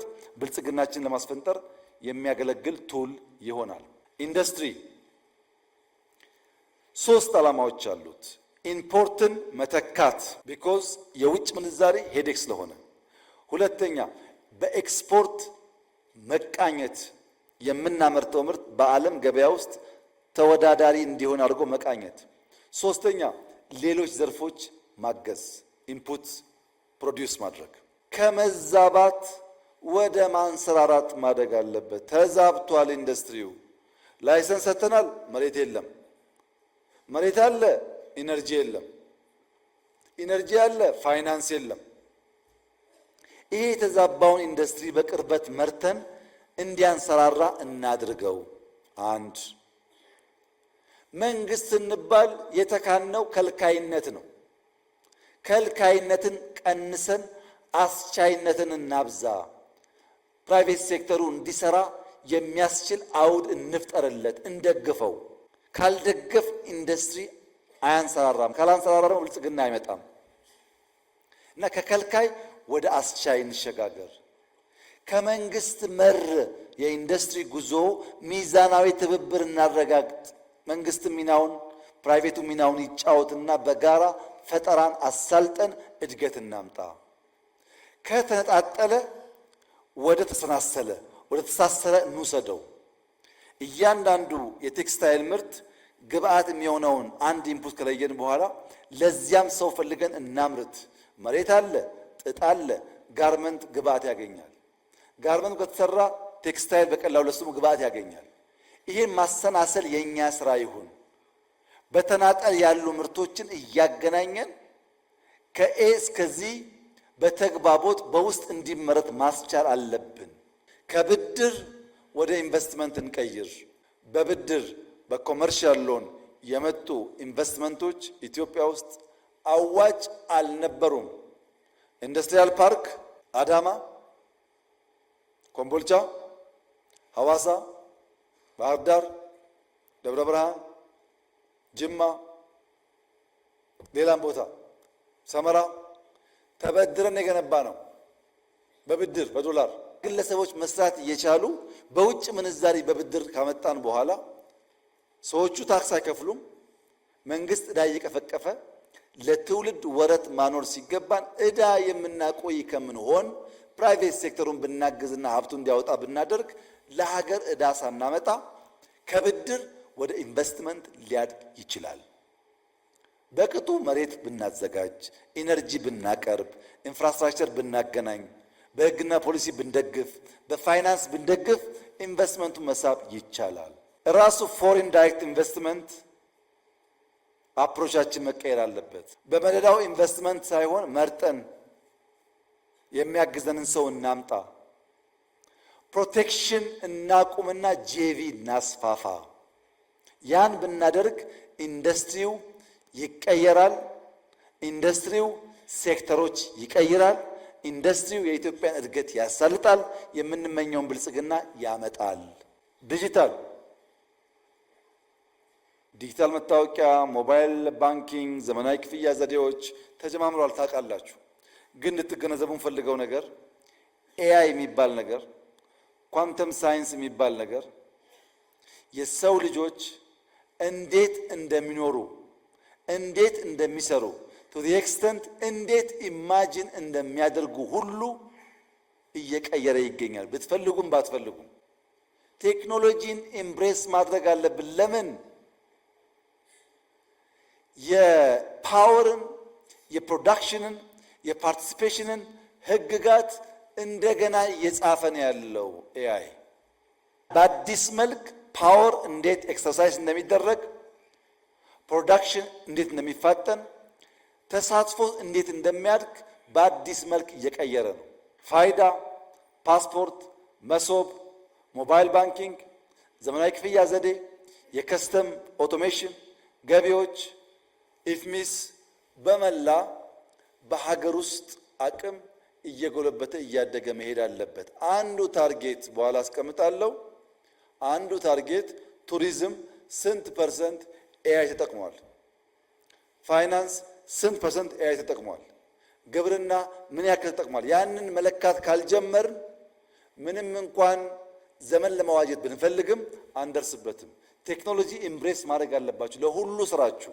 ማይኒንግ፣ ግብርና፣ ኢንዱስትሪ፣ ቱሪዝም ሁሉን አስተሳስሮ የተሟላ ብልጽግና የሚያመጣው ቴክኖሎጂ ነው።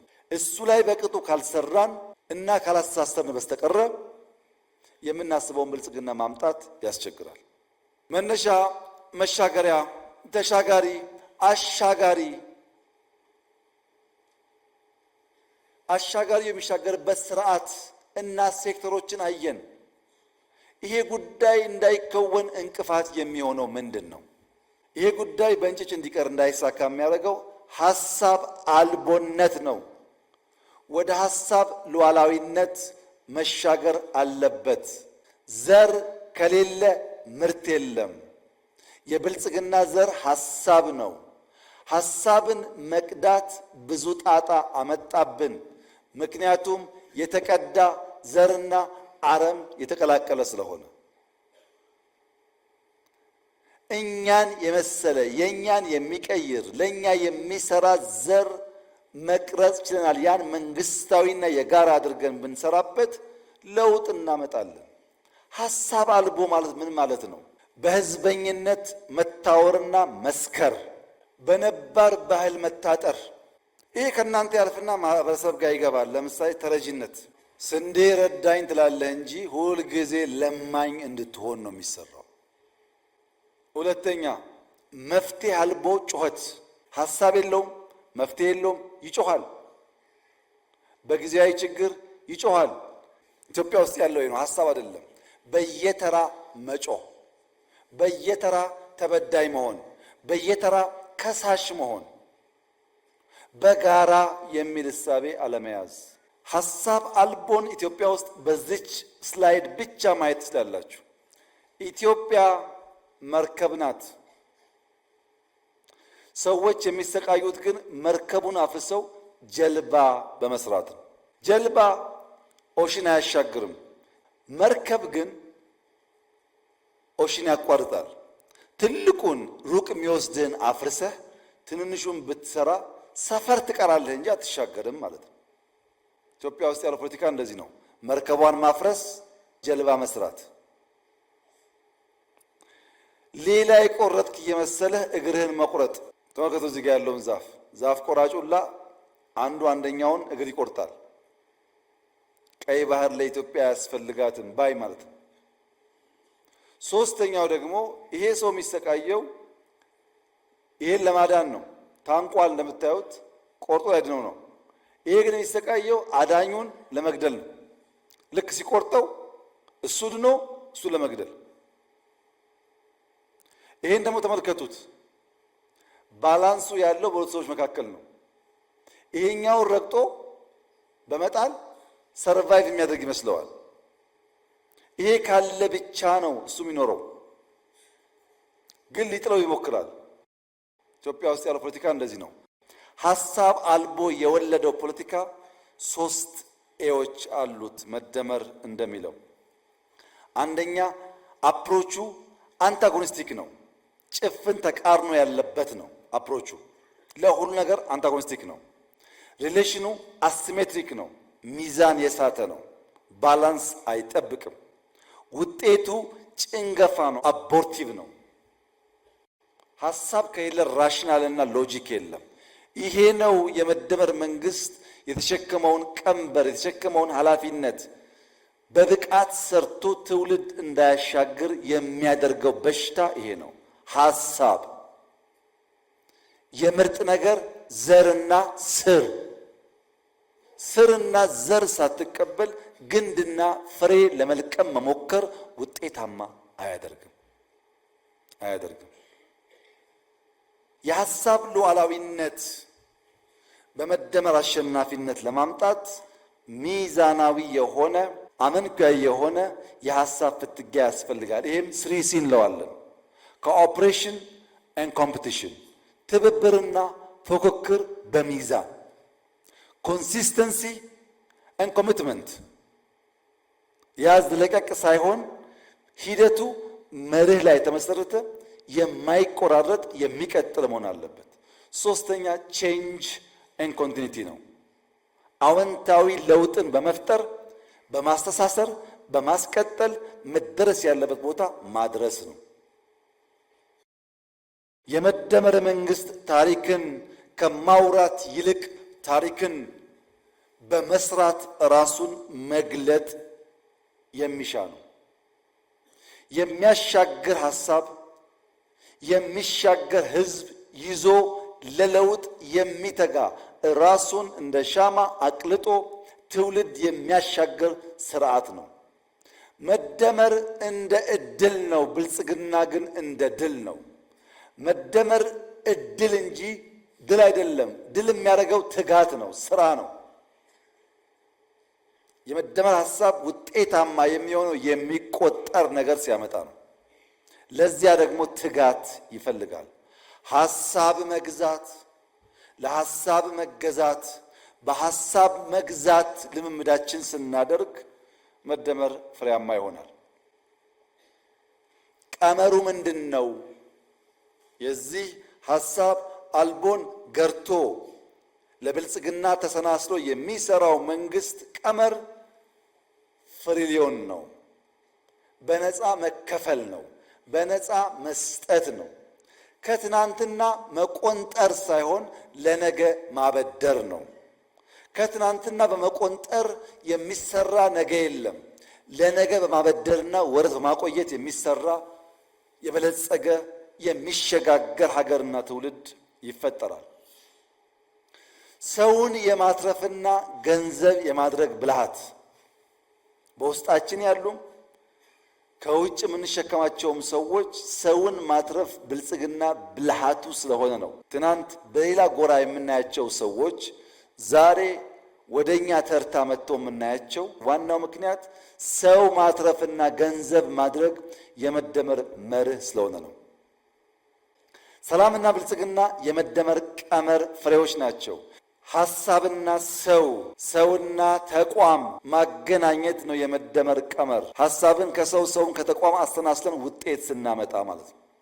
ይሄን በማድረግ በዚህ ቀመር ሐሳብ አልቦነትን ገርተን የመደመር መንግስት ጫንቃ ላይ የተጫነውን ኢትዮጵያን ከአረንቋ አውጥቶ ወደፊት የማሻገር ተጋድሎ በብቃት እንድንጋደል ለኔ ብቻ ሳይሆን ለኛ ከልካይ ሳይሆን አስቻይ እሳቤ የያዘ አመራር ይፈልጋል። ይህን ማድረግ ከቻል የሚቀጥሉት 5-6 ዓመታት ካለምንም ጥርጥር ኢትዮጵያን ሌላ ምዕራፍ የምናይበት ይሆናል። ኢትዮጵያ ትበለጽጋለች፣ ጥርጥር የለውም። ይሄ ዘመን የኢትዮጵያ ብልጽግና ዘመን ስለሆነ የሚቆም ነገር አይኖርም እና ምን እናርገኛ ካላችሁ አቅጣጫ አንደኛው ሶቨርኒቲ ነው። ሉዓላዊነት፣ የፖሊሲ ሶቨርኒቲ፣ የምግብ ሶቨርኒቲ፣ የሐሳብ ሶቨርኒቲ የተረጋገጠበትን ኢትዮጵያ መፍጠር፣ መስራት፣ መግራት ይጠበቅብናል። ሁለተኛ ስኬል አፕ ማድረግ ነው። የተጀመረ የገጠር ኮሪደር፣ የተጀመረ የከተማ ኮሪደር፣ የተጀመረ የበጋ እርሻ፣ ኩታ ገጠም፣ ማዳበሪያ፣ ምርጥ ዘር፣ ፍሩት፣ የጓሮ እርሻ እነዚህን ስኬል አፕ ማድረግ ማበራከት ያስፈልጋል። ሶስተኛ ሰርቪስ፣ ዜጎች ከኛ በቅንነትና በሳቅ የተሞላ አገልግሎት ይፈልጋሉ።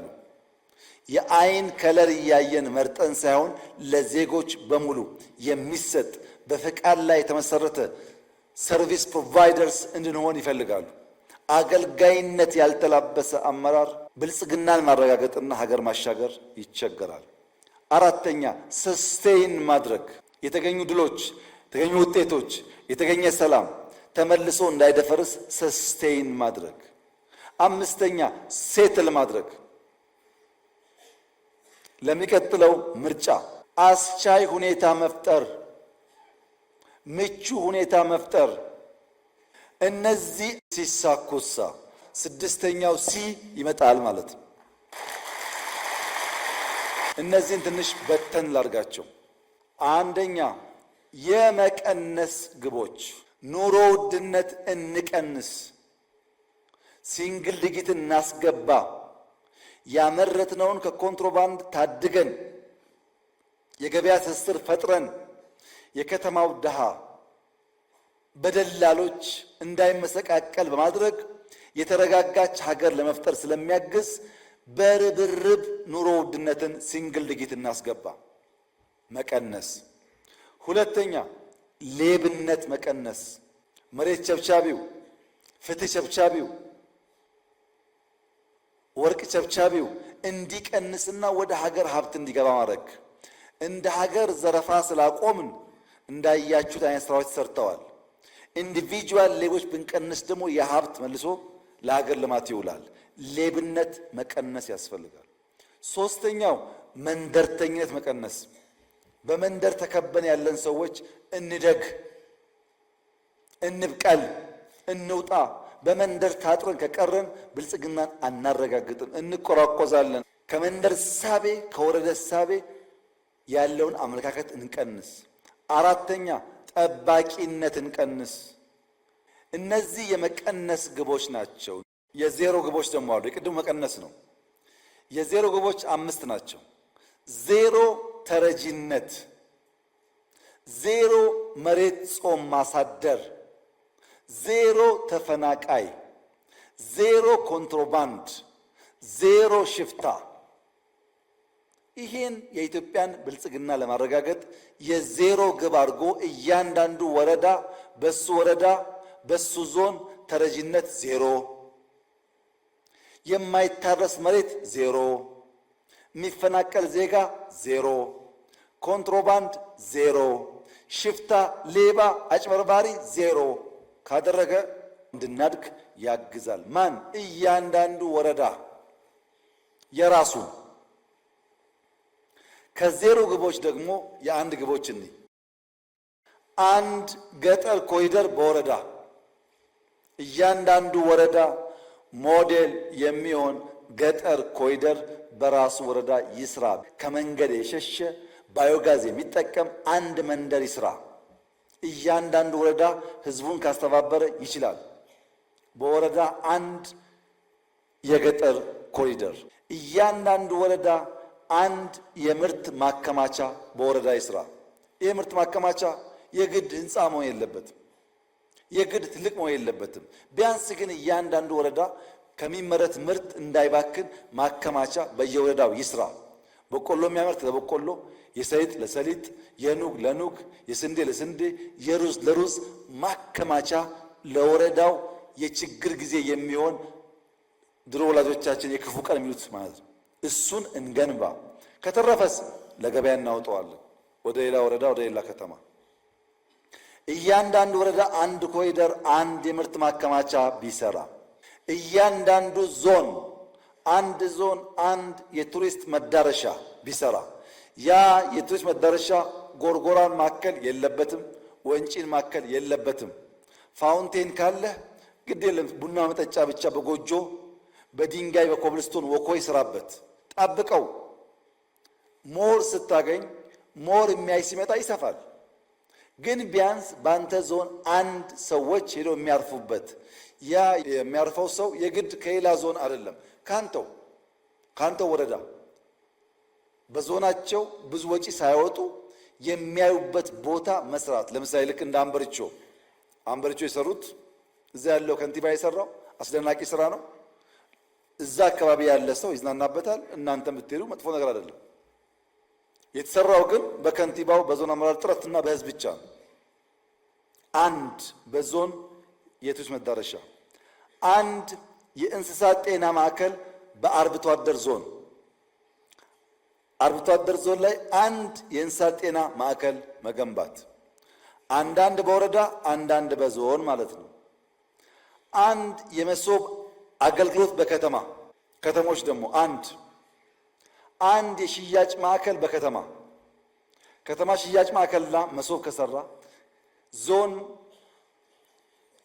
አርብቶ አደር ከሆነ የእንስሳት ጤና ማዕከል፣ አርሶ አደር ከሆነ የቱሪስት መዳረሻ፣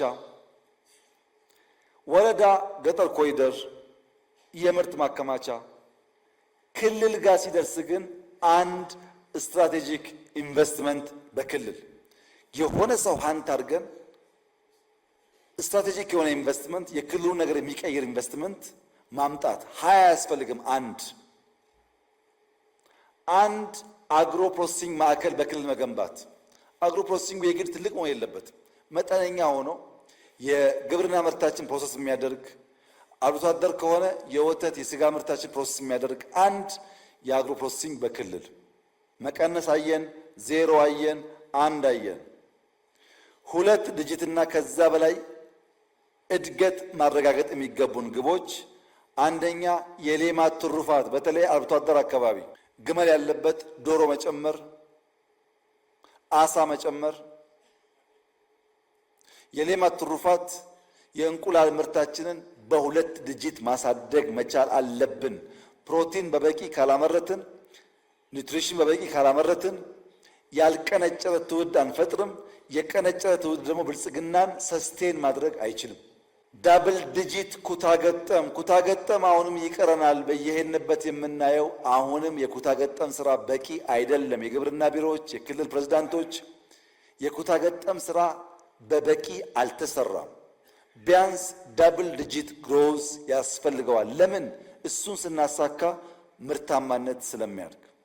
3ኛ የበጋ እርሻ ቢያንስ 10% ቢያንስ ነው።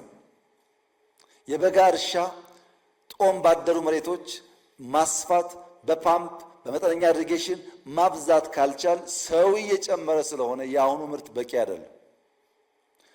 4ኛ ኢንዱስትሪ የቆመ በማስነሳት በውስን አቅም የሚሰራው አቅም በማሳደግ አዳዲስ በመጨመር ቢያንስ 10% እና ከዚያ በላይ ግሮዝ ማረጋገጥ አለብን።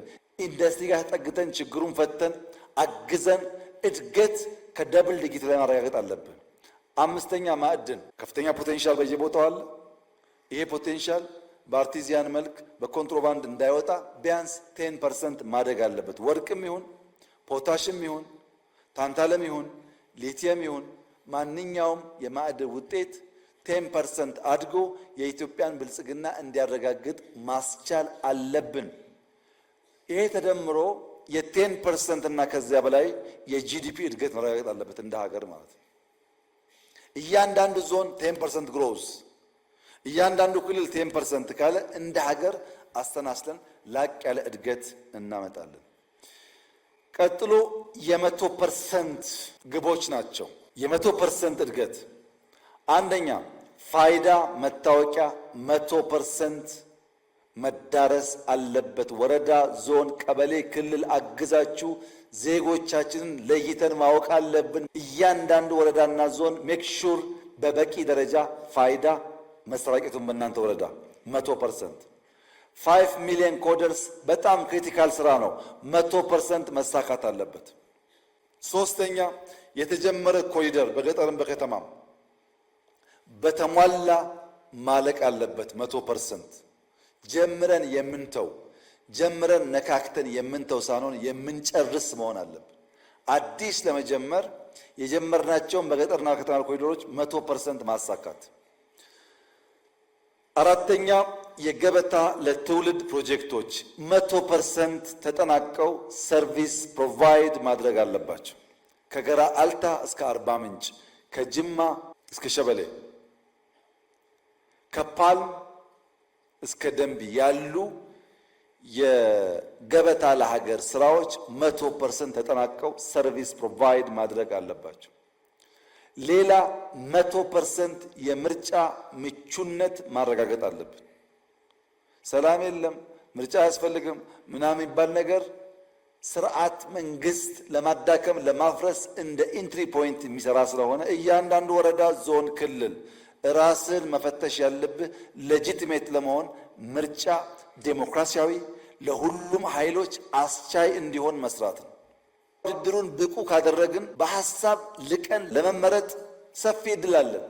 ያ እድል የሚበላሸው አስቻይ ምቹ ሁኔታ መፍጠር ካቃተን ነው። የመጨረሻው የሲቪል ሰርቪስ ሪፎርም በየደረጃ 100% ተከውኖ በኦሮሚያ ያያችሁት የቀበሌ ሰርቪስ የመስጠት ስርዓት በኦሮሚያም ሰፍቶና አድጎ በሌሎቻችሁም ተጀምሮ የሲቪል ሰርቪስ ስርዓታችን 100% መሟላት አለበት።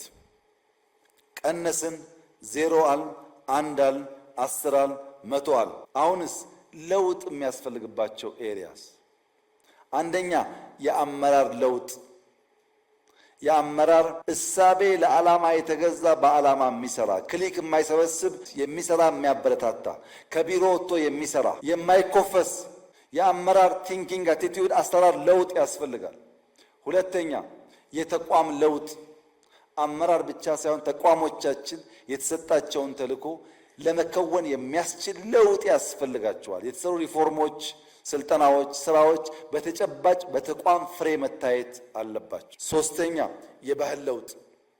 ምቀኝነት፣ ሸረኝነት፣ መንደርተኝነት፣ ቅናት፣ አለመስራት፣ አለመትጋት አደገኛ ባህል ናቸው።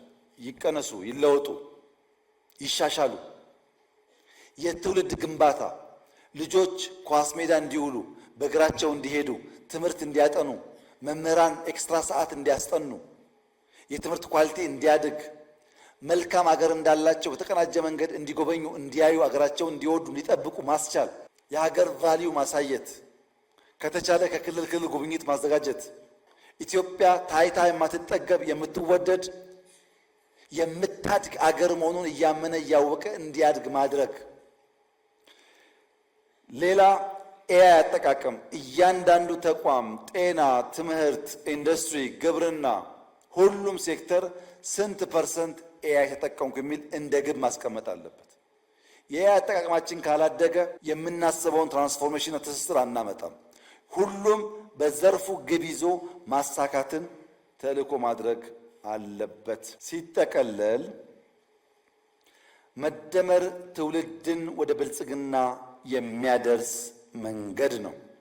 የመደመር መንግስት ለሀገር ብልጽግና ባላደራ ሆኖ ብዙ ተሸክሞ ብዙ ደክሞ ብዙ ተክቶ የማሸጋገር ኃላፊነት ያለበት መንግስት ነው። አሻጋሪ መሆን ከፍተኛ ኃላፊነት ነው።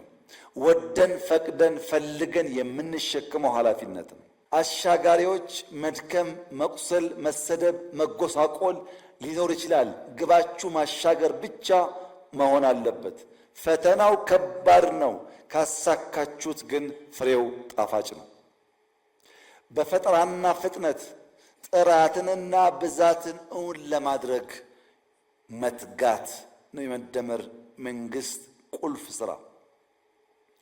በብዝሃ ዘርፍ ትስስር እያንዳንዱ ዘርፍ አንደኛው ለአንደኛው ኢንፑት ግብዓት እየሆነ አንደኛውን እየደገፈ ወደ ስልጣኔ የምናደርገውን ጉዞ የሚያፋጥን መሆን አለበት። የሚቆም ጎማ፣ ወደ ኋላ የሚሽከረከር ጎማ፣ ሳይዙ አብጦ ሌላ የሚያቀጭጭ ጎማ ሳይሆን ተመጣጥኖ ተለካክቶ ወደ አንድ አቅጣጫ በእኩል ተሞ ብልጽግናን በየቀኑ እውን ለማድረግ የሚተጋ መሆን አለበት።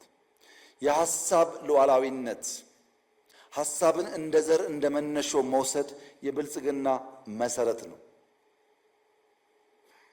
በነበራችሁ ቆይታ የተገኙ ሐሳቦች እርስ በርስ ስትወያዩ በገለጻ ባያችሁት የሐሳብ የእያንዳንዱ አመራር ስንቅ ሆኖ ግብዓት ሆኖ አቅም ሆኖ ያን አቅም ይዛችሁ ሄዳችሁ የተቋማችሁ ምልክት፣ አሰራር፣ ስርዓት አድርጋችሁ ተቋም ከተቋም አሰናስለን ኢንቴግሬሽን ፈጥረን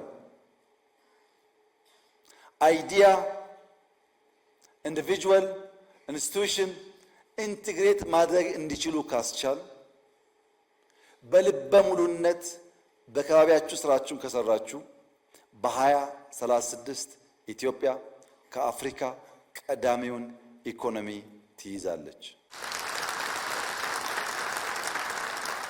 ብረት ካወጣን፣ ወርቆች ካወጣን፣ ጋዝ ካወጣን፣ እርሻ ከተስፋፋ፣ ኢንዱስትሪው አሁን እንደጀመርነው ካደገ፣ ሁላችን የምንተጋ ከሆነ፣ ከተሞቻችን ካሸበረቁ ካማሩ፣ ቱሪስት መሳብ ከቻል ኢትዮጵያ የደህንነት ታሪኳን የምንቋጭ ትውልድ መሆን እንችላለን። ይሄን በማድረግ ይሄ አመራር የተጣለበትን ከፍተኛ ኃላፊነት በብቃት በመወጣት የኢትዮጵያን ብልጽግና አንድ ስቴፕ ወደፊት የሚወስድ መሆን ከቻለ ከታሪክ ተወቃሽነት መዳን ብቻ ሳይሆን በታሪክ ውስጥ ለዘላለም የሚነገር የሚጨበጥ ሐውልት ሰርተን ማለፍ ስለሚያስችል እንበርታ፣ እንስራ።